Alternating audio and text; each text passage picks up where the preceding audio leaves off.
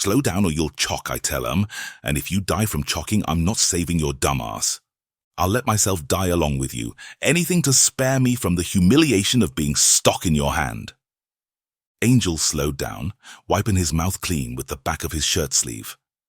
Sally just looked at him, smiling, half amused at his hungry antics. I never apologized for shooting you, she said. I'm very sorry. Angel smiled back at her with the warmth of a fire in the cold, darkest night. It's okay. It's not okay, she said, shaking her head. I hurt you. I shot you. You nearly died. But as you can see, he held his arms out. I'm fine. And what if you weren't? What if you died? How could I live with myself? How could anyone? She'd balled her hands into tight fists. She breathed harshly and shallowly. Realizing what she was doing, she loosened her grip. I'm sorry. I just wanted to apologize and tell you that you need to leave. Angel's eyebrow went up. Why? Sally's sandy gold eyes seemed to lose their luster. Something bad is going to happen. You're not involved, so you don't have to be here. What is going to happen? Sally stood and went to the door. Debts are going to be paid. Wrongs righted. You're innocent. More importantly, you're special to me. Angel was entirely confused. I was half pissed. You told me that I only needed to be afraid of you. I was. And it helped me to see the truth. She quickly turned around, went to her knees and kissed him softly on the lips. Now I was complexly pissed, but I was too partly bewildered to say anything. Thank you, she said before getting up and going to the door. She looked back over her shoulder just under the doorway. There's a sand runner with supplies and several days' worth of gas waiting for you in the garage. Everyone should be asleep and the gate will be down. Just wait a few minutes after I leave before you head out. She smiled at Angel. Thank you again, my demon. With that, she left up the stairwell. Angel was still confused. Damn you, I yelled. You stole my kiss. That was mine, mine, mine. What is she speaking of? Isn't it obvious? She intends some feal harm on these humans? And now he gets it. I've been feeling real lonely on my mountain that is in plain sight. What do you know, demon? Tell me. I sighed. Did you notice? Notice what, demon? Enough with your games. What do you know? Her skin. I thought it was pale because she didn't get out much, but did you really not notice it? Then Angel did. Her sandy gold eyes, her pale skin in a desert that turned skin tan. It was like the floodgates were lifted and all that truth came pouring out. Angel stood and went over to the door. Sally had left it ajar. Angel left out and went upstairs toward the garage. We arrived just in time to see a sand runner speed off beyond the gate and into the desert night. She was called after by the men in the guard posts, but Sal was too far gone. Where do you think she's headed? I ask Angel. He doesn't answer because he doesn't know. A moment later, Kelder and a number of other desert jocks pour in from the doorway. They surround Angel, pointing spears and guns. What are you doing out of your cell? He demands. Angel gave him a stern, cold look. It's the look I think many sinners have seen before they died. Seeing it, Kelder finds a newfound fear for the blonde man before him. Sally? A hoarse voice says. Angel turned around to see Dottie coming, limping from the doorway. The side of her face was covered with bloody bandages. She's supported by the desert jockstock at her side. Where is she? Gone. Angel tells hers. Dottie's eyes tear up as they wander about the room in a panic. She took the gun. Now, few things surprise me. This was one of them. Why on earth would she take something to kill the thing she was going to sick on her tormentors? If I had a head, it would have been shaking in denial. She must be high on meds, I tell Angel. Angel takes a step towards Dottie, piercing her with his grey-silver eyes. You have been keeping things secret. He looks around to all the desert jocks. All of you have. Sally's skin. The reason she survived the razor storm. She isn't human, is she? Dottie looked away. I could taste the lumpy pudding feel of guilt that ebbed out of her like a leak in the side of a boat. She'd been holding it back behind a wall of denial and bluster, courage and frustration. She nodded. Yes. She said on the verge of tears. Dot. Kelda said, eyes wide. Shut up, Kel. She roared, straining her weak voice. Just shut up, shut up. You know what we did. You know what we did. And She looked to the ground. we were forced away from our home. We wandered in the waste for months. We lost so many of our people until we came across the mutants and the demon. It told us it would give us all the water we wanted if we just fed it. So we did. For days we hunted down those people, those mutants. We fed them to that demon, and it kept us alive with water. But then I found Sally. Dottie began to cry. She was just a child, their last child. She didn't look anything like them, like the mutants we'd been using to feed the demon. I guess I fooled myself into believing they'd captured her. Dottie said somberly. We did the right thing. Kelda said. It was us or them, and we... Damn you, Kelder. Don't say another damn word. Those storms, we all knew what they were. We all knew, but we wanted to ignore it. She looked to Angel. She knows the truth now, right? Angel nodded. Dottie gave a weak smile. I feel somewhat relieved. Every day I looked at her, every time I yelled at her and called her weak, I felt like a damn hypocrite. I thought of her like my only daughter. But how can you be the mother to a child when you killed their real mother? Dottie collapsed to the floor crying, burying her forehead in the sand.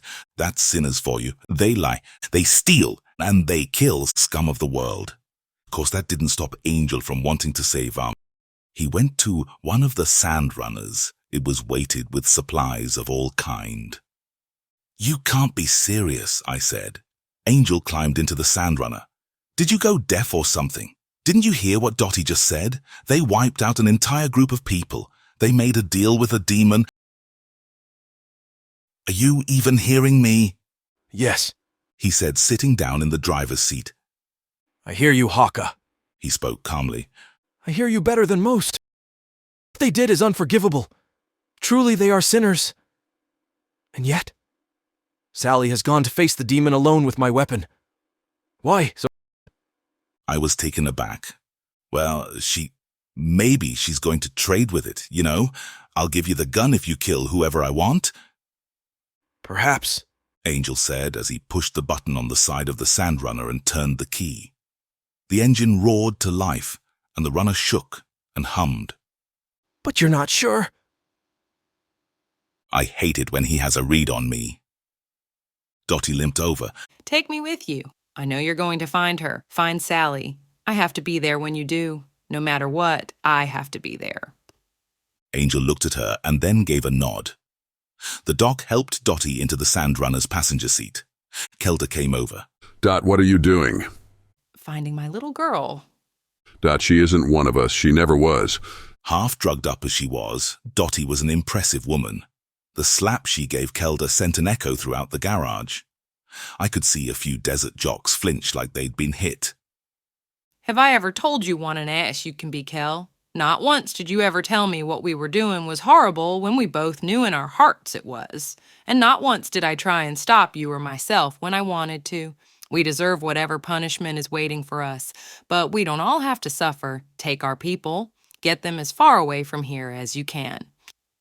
Angel pressed on the gas and sped us out of the garage and into the moonlit night. Not many things surprise me. Few things leave me speechless. I said nothing as the runner moved over the sands. Nothing. Chapter 9. Water Demon. We reached the dry lake faster than any of us expected. As we drove along the flat plain, the sound of kneading, sharpening claws became louder. In the distance was the sea of bone. From the sea, a razor storm appeared, in a swirling mass of black sand, blacking the sky and veiling the moon's pale light. "Ah, shit," I groaned, as Angel pressed hard on the gas, bring us to a halting stop. In the passenger seat, Dottie looked over at Angel. What was that? She asked. "Me!" I said, flaring a surge of shadowy energy from Angel's black hand. What can I say? I was tired of being ignored. Dottie looked surprised, but then slowly turned her head to face the razor storm. Okay. Was all she said. Okay. I'm a disembodied voice coming from Ahand, and all you can say is okay. Dottie bared her teeth. There's a damn storm blocking our path, filled with souls of 1,000 people I killed. I think I have more pressing matters to deal with than a goddamn talking hand. I'll say this for Dottie. When shit hits the fan, the girl can compartmentalize. Compartmentalize like a champ. She could give a demon a run for his money. Sheesh, okay, I said, turning my attention to the blonde driving. So, Ang, what's the plan? Not that you have one, but then again the good old go-in-guns blazing approach has yet to fail us so far. The swirling storm of bone and death slowly began to edge toward us. The second we hit those bones, we'll be ripped to shreds. Angel thought. He considered alternatives. That's a bit risky, I said in his ear. Might do more harm than good, don't you think? As he looked into the storm and saw its great mass and destructive force, he truly considered going all out. I could feel his true power stirring under my seals, like a bubble of light bursting out of a pit of tar. I'll distract it. Dottie said. The second she said that, Angel looked to her, forgetting about what he was going to do. No, he told her. It's the only way. I've seen what you can do. You can fly to Dead Man's Pond and get to Sal. The razor storm won't care about you. If it catches you, I told her, you'll die. She waited a short moment before speaking, but that moment felt as though it could have stretched for a lifetime. I've been dead since. I met Sally. I don't know what she's gone to do, but I'm sure as shit she hasn't thought it through. She needs my help, and if dying is what it takes... She let out a breath. Then dying is what I'll give her. Please let me do this. She stared into Angel's grey-silver eyes with eyes the color of dried blood and pain.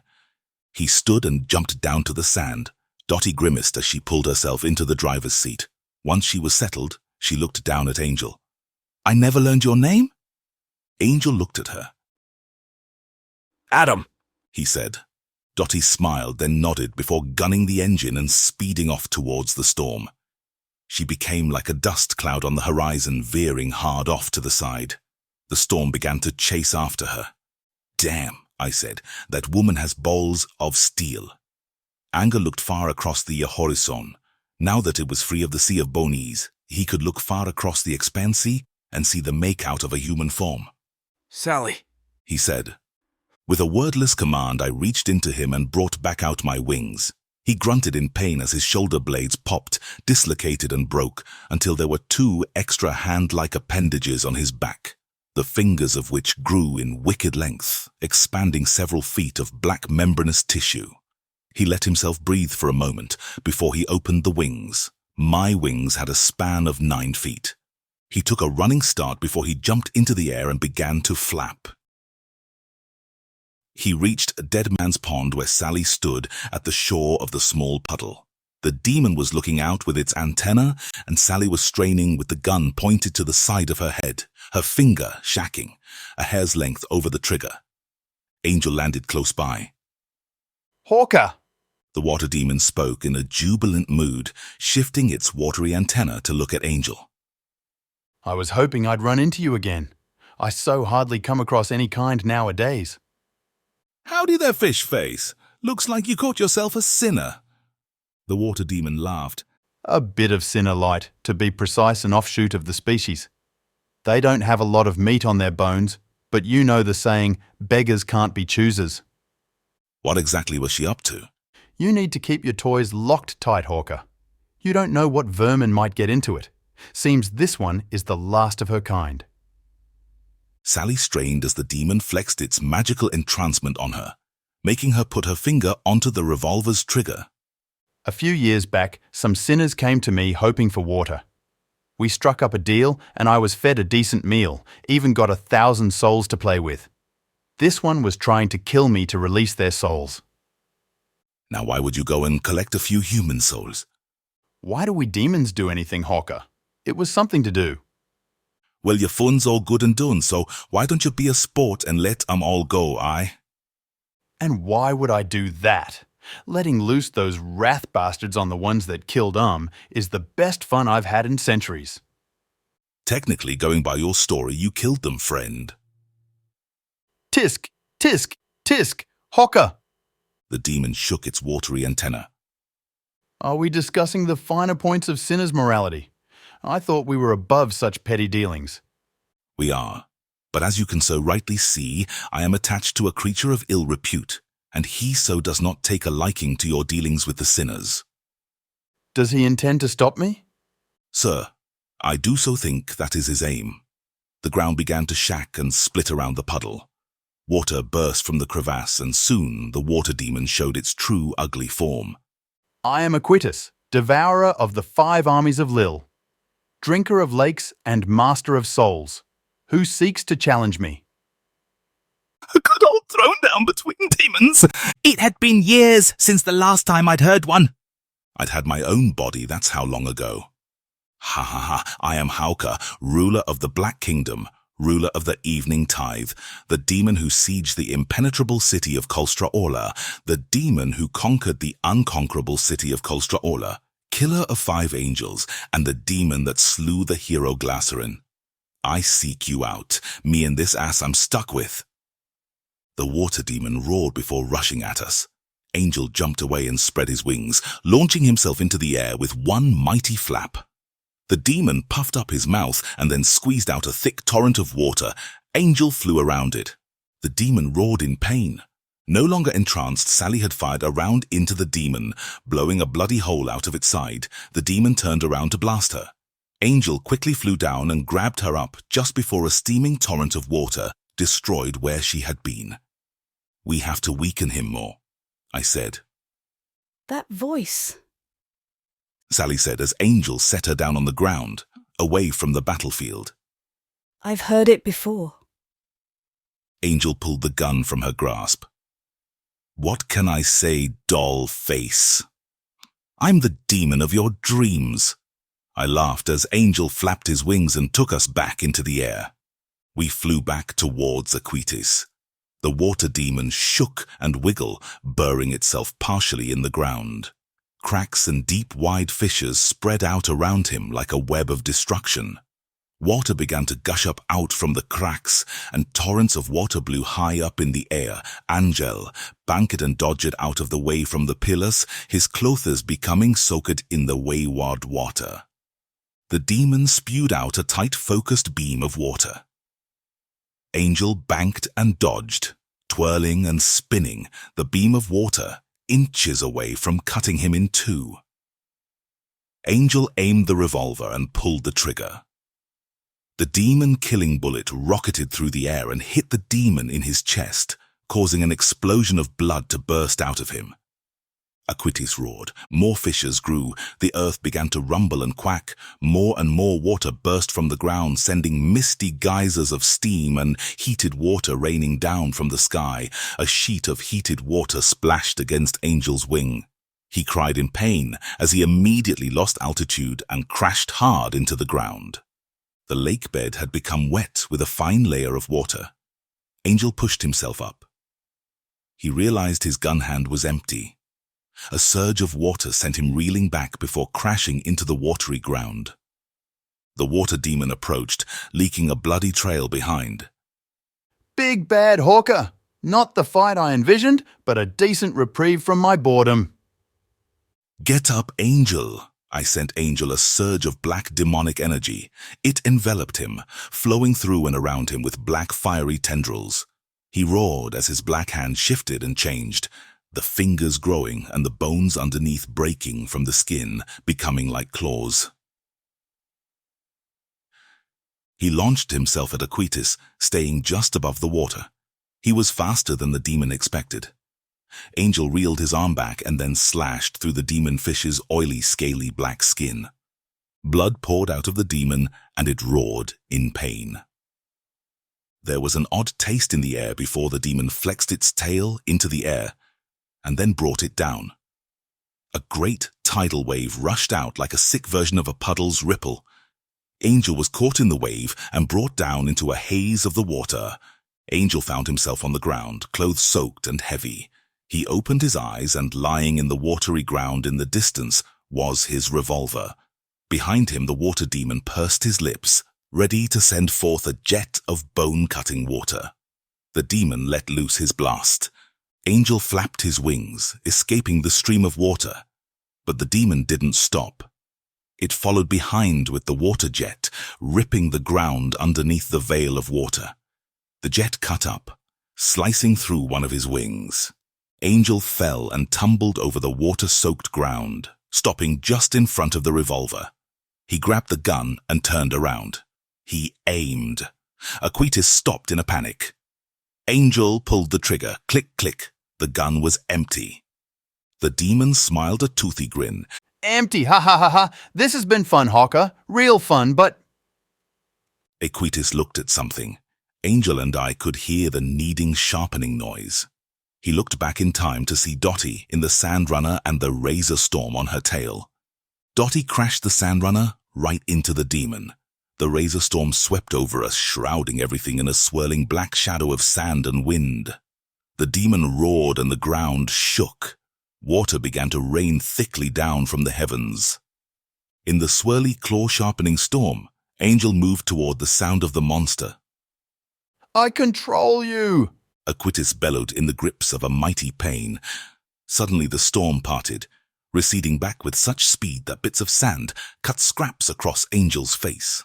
When all was said and done, the razor storm circled above us in mad black halo in the star-speckled sky. Aquitas was more blood than demon. Some of his scales had been ripped away, revealing the red, fleshy undertow beneath. One of his red eyes had burst, and his right fin was in tatters. By all looks he was done, but I knew demons better than most. He needed to be gutted once and for all, but without the gun, it would be hard to deliver the final blow. I got an idea, I said. No! Angel tried to quell me. This thing won't wait for us. Already, Aquitas was beginning to flop around like a fish out of water, regaining his composure. Angel sighed. Okay. Be quick about it. I allow my tendrils around Angel's soul to loosen. For the first time in years, Angel feels a sense of pressure about him release, if only slightly. See, Angel's body is different. Different from a demon, different from a sinner. Our bodies are malleable. His, less so. I always have to compress his soul. I always have to fight it because it's like a spring. It's like a pot wanting bowling over. He has a lot of pressure in him. His soul aches to become what it's meant to be, but I fight it. And so does Angel. I let a little bit of the pressure loss, let steam hiss out of the pot. I leave the door to his soul open just a hair's length, just enough for that damned holy light of his to come burning out. His black hand begins to glow with a dull radiance. You remember that bullet, right? I say. Angel does, and fishes the dud out of his pocket. His hand is writhed in chaos as black demonic energy tendrils lash and whip, while white holy energy radiates out with dull spears. Angel understands my plan. He holds the bullet between his index finger and thumb. The air begins to shift, drawing in the palm of his hand. A small ball of light the size of a penny appears.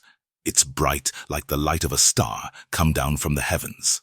Aquitas looks at Angel and smirks with a fishy smile. I haven't seen that light in eons. He laughs. It's boastful and hardy. Few demons ever face true death. When we do, we often find some way to make it more enjoyable. Why not? Life's the biggest joke of them all. Angel looks at the laughing fish and with little thought fires. The ball of energy flares, and half a second later, the bullet flies, lodging itself into the water demon's head with a messy, wet impact. A moment passes before the demon lets out a gargling death. Arching its back, it looks to the sky. The razor storm overhead begins to drift apart, the claw-sharpening sound fading as bones began to rain out the sky and splash into the water below. He then crashes back to the ground. The demon took one final look at Angel. With eyes glazed over, Aquitas, drinker of lakes, died. Dottie! Dottie! Angel's attention turned. Sally wasn't too far away. Lying in her arms was Dottie, bloody and mangled. Angel starts toward them, sloshing through almost a foot of water and bobbing skulls, when a deep, fleshy sound comes out of Aquitus's corpse. It's the kind of sound your stomach makes just before you take a crap. Suddenly, the top of the demon's body burst open and the mother of all geysers came forth, spewing tones of water into the air. At the same time, the ground shook, and 100 more geysers and water torrents burst from beneath the water. As the water begins to tremble, I tell Angel, I think it's time we make out exit, post-haste. Angel wades through the ever-rising water that's reached up to his waist in the last few moments. He reached Sally and the half-conscious Dottie. Sally looks to Angel in fear and confusion. What's happening? The demon. He says, With its death, it can no longer hold sway over all the water it has imbibed. We must leave before we drown. Sally looked around Angel to see his one cut-off wing. How will you get us out? We can't swim and Dottie. The older woman groaned as the water lapped against her tan, bloody face. Angel looked around. The water was rising, and there seemed to be no dry ground for miles. They needed to fly out. That's when he realized he had no choice. He needed to partake in his forbidden power one more time. Demon, He spoke to me. release more of the power. I was pushing it more than I liked with the earlier light show. You sure they? I used my control of the Black Hand to point to the moon that was beaming pale light down onto us. Might see. He looked closely at the moon, then let out a long, deep breath. He nodded. Well then, I released more of my grip around his soul. Angel could feel the power slowly begin to trickle its way through his veins. It felt familiar. He felt the tormenting guilt. Where the black demon wing had been, slowly the fleshy membrane began to dissipate until all that was left was bone. Holy light radiate out of the bone, and in a flash where once my wing set proudly on his back, it was replaced by a long flowing white wing of feathers. It was 3 times the length that mine was on the other side, and it seemed to give off its own self-important glow. Angels, they make me sick. He picked up the 2 women and tucked them under each of his arms. With both our wings in tandem, we took off from the ground with a single flap. We ascended high into the air and then began to fly. We flew for hours. Below, the water continued to rise and swallow the desert around it. What have we done? I heard Sally whisper under her breath. Angel didn't let it show, but the water frightened him. Now Angel isn't afraid of water. He can swim as well as anybody, but it was the implication. Dottie told Kelda to get everyone away. The woman had had the clear sense that whatever happened wouldn't be good, as we reached free home with the top of the building and its antenna still up. It was clear that Dottie had been right. The gate to the garage and the guard towers on either side of it must have been under at least 50 feet of water, and that was a rising number as Angel hovered over the old building. They got out. Dottie said hoarsely behind half-shut eyes. Killed her. Got them out. Dottie! Sally called to the older woman, but Dot had already fallen slack into unconsciousness again. Please, we have to land soon. Angel looked around, but the water blanketed every horizon. As a new sun began to peek its light over the lapping waters, a funny thought caught me. It was so funny I couldn't help but laugh out loud. What is so hilarious, demon? Angel finally said as he looked out at the seemingly endless waters around us. His words laced with frustrated bitterness. I try and contain myself, but it's next to impossible. It's just so damn funny. You remember when I first said you died of thirst before you find water? I laugh. Angel doesn't understand but doesn't say anything either. I laugh. It's Aquitus's laugh. You wanted to find the sinners a lake. I can't contain myself. But all you ended up doing is finding a sea's worth of salt water. I laugh. It's a madman's, it was a demon's laugh. It's my laugh, and it rings out over the wasted sea all afternoon.